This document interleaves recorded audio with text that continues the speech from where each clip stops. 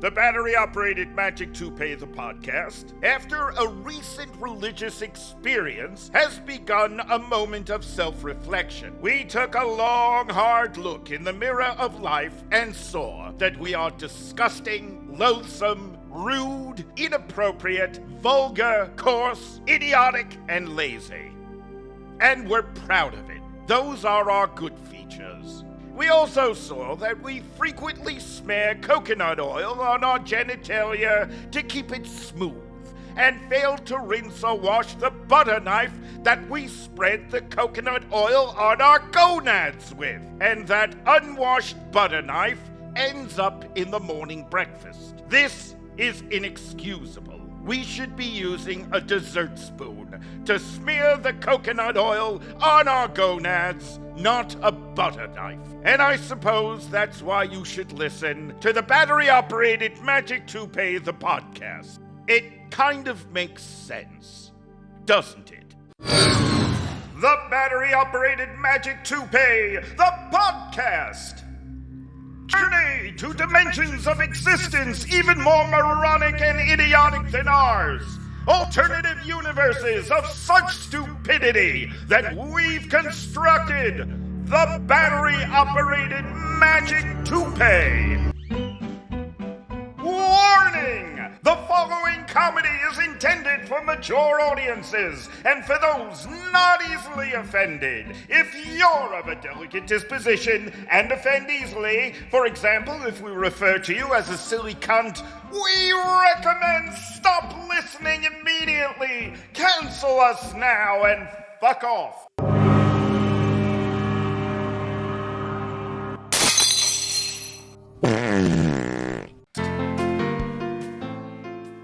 Do you masturbate while fantasizing about unusually unappealing people that no one would ever want to have sex with who are dressed in repulsive clothing, such as Greta Thunberg in a thong? Do you not know who Greta Thunberg is? Well, you're lucky, but if you're cracking your wacky stick to her and would prefer Greta over a diseased rabbit ferret with a shaved arse, then tune in to the next Yes, It's Another Morning when Harvey Kirk, author of You Sick Loser, You Fuck Anything, talks about people like you who would stick your giggle throb in anything or anyone. He talks about such solutions as you wearing a blindfold while doing it with Greta or putting a paper bag over Greta's head. All this and more, but first. My name is Gavin Galveston, and this is the Gavin Galveston Watching the Clouds interview, where me and my special guests talk as we sit and watch the clouds. This week, I'm with film director Brandon Veruca. Brandon, what do you see in that cloud formation? Well, I'd say that looks like a giant car. Interesting. That cloud looks to me like a woman, and she's lying on the table, and her bottom bit is sticking up in the air, begging me to take her and climb on the back of her magnificent booty, and her legs are open, inviting me to give her one with my throttle stick. We also have singer-songwriter Clayton Dynamo. Well, might just be me, but that cloud looks like a big, giant grand piano. Well, that's interesting, but that cloud is obviously the shape of a giant ding-dong. The head of the giant ding-dong is smiling at me. It's saying, go on, give me a kiss. And I imagine I'm getting on my knees, and I'm sucking on that monster cloudy ding-dong to bits. All this and more on Gavin Galveston's Watching the Clouds. Also, we have a special appearance by Fred Ferguson of the Town Council. Fred, thank you for being here and looking at the clouds with me. What do you see in that cloud passing by? Do you want to talk about the latest policies? No, we're just talking about clouds. What do you see? Well, I guess that looks like a giant horse. A giant horse? You sick piece of shit. That's disgusting. Get out of my studio. I will not allow such filth on my show. I don't understand. That cloud is not a horsey. That's obviously a giant donkey with a a big ding-dong, and a giant booty that I can stick my finger in and give it a prostate massage. Yes, all this and more on Gavin Galliston's Watching the Clouds.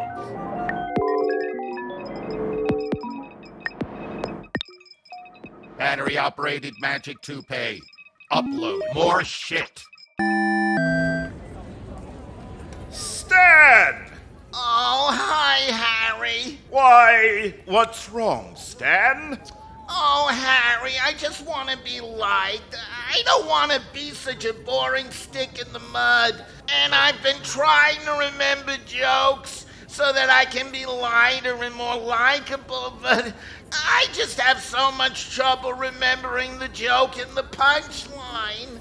And I get all flustered, and my timing is just awful. Oh, Harry, I don't know what I can do to be liked. You know, Stan, I once had that problem as well. You, Harry? But Harry is so popular, and you're witty and funny, and you work as a stand-up comedian. I wasn't always the charming entertainer jokester that I appear to be. I was once like you. Boring, blending in the background, and as funny as an infected hemorrhoid, and I don't mean the kind of infected hemorrhoids that can be funny. What did you do, Harry? I got this. You got a phone? No, Stan, the app on the phone. New Jokester AI. All the possible jokes that have ever been said, that have ever been cracked, the millions of them out there. Jokester AI has categorized and indexed every joke that has been joked. So now, as an experienced comedian, I can efficiently go out and deliver a 20-minute set in just a few minutes. How does it work? All you do is download this app and make certain that all the people you want to tell the joke to also download the app. You just punch in the type of joke you want to tell, the level of rudeness, and the joke code comes up. Observe this recording of my latest stand-up gig last night using the new Jokester AI. Good evening, ladies and gentlemen. Make sure you've uploaded your Jokester AI app. It's now version 3.7. Okay, joke 574BB. 798 GKY.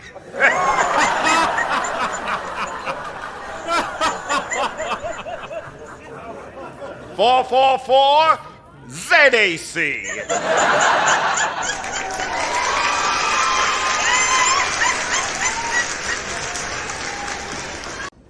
Wow! Jokester AI.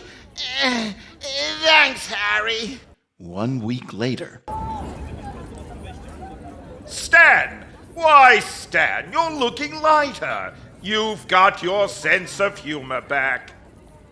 I am Harry now that I'm the life of the party. Oh, and Harry, about your mother, 764LZE. Stan? Oh, I'm sorry, Harry. Don't blame me. Blame Jokester AI.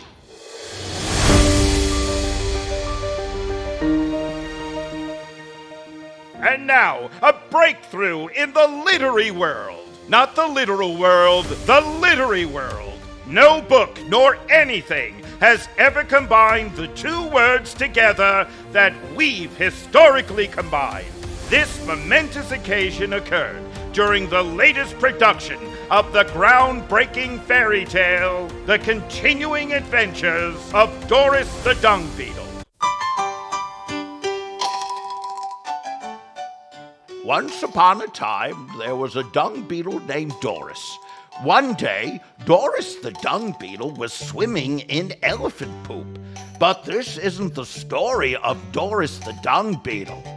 Doris pooped in the mound of the elephant poop, and in Doris's poop, unbeknownst to Doris the Dung Beetle, was Manny the microscopic dung beetle, who lived happily in Doris's poop. Manny pooped in Doris's poop, which was in the middle of the elephant poop. And what Manny didn't know was that living in his micro-dung, which was inside Doris's dung, which was inside the elephant dung, was Alma, the ultra-microscopic dung beetle, living in Manny's poop, which was inside of Doris's poop, which was inside of the elephant poop. And unbeknownst to Alma, the ultra-microscopic dung beetle was Xavier, the extreme ultra-microscopic dung beetle. Anyway, as we keep going deeper and deeper into the dung, 10 levels, dung deep. Yes, for the first time in literary history, the two words dung and deep have been combined in one historic, groundbreaking sentence. Shakespeare, Dickens, Harold Glickman, none of the great giants of literature have ever managed to use the phrase dung deep in any literary work. Coming soon from Lowest Common Denominator Films. Dung Deep, the Doris the Dung Beetle story. Is that your pile of dung? Doesn't smell like mine. Doesn't look like mine. Now, I don't know, but I reckon I can tell the difference between elephant dung and beetle dung and microscopic beetle dung and extreme ultra-microscopic beetle dung. How dung deep are you willing to go, punk? Rated P for poop. Hold it right there! Stop! This is the end of the sampler. If you want to listen to the rest of this thrilling episode of the Battery-Operated Magic Toupee, click on the link below, or listen to it on Spotify or Apple Podcasts. And listen to this.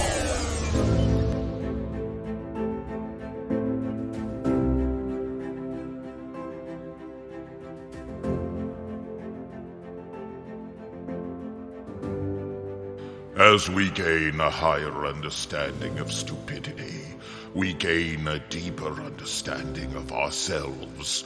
Hence we bid farewell to the Battery-Operated Magic Toupee, pooting and spooing and farting thick brown smoke as it dimly staggers from reality to reality on its moronic mission.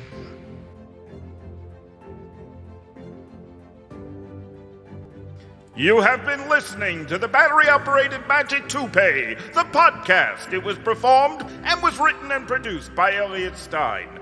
Copyright 2025, Gargoyle Entertainment.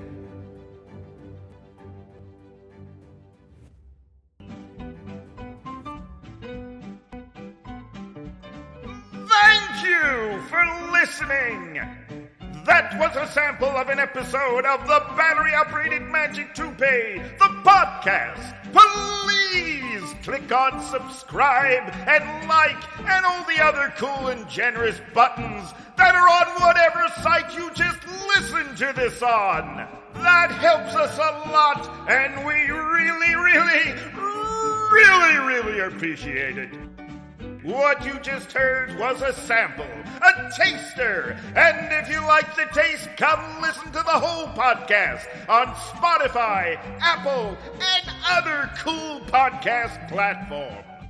And if you really liked it, really liked it, come be a member, a paid subscriber on the Battery-Operated Magic Toupee, the podcast Patreon page for the complete uncut episodes and lots of other cool shit. Each episode takes 2 solid weeks to create and lots of resources to produce. It costs money, and we rely on the generosity of our members to keep the comedy going. And you can visit our webpage at BOMT.UK for Battery-Operated Magic Toupee,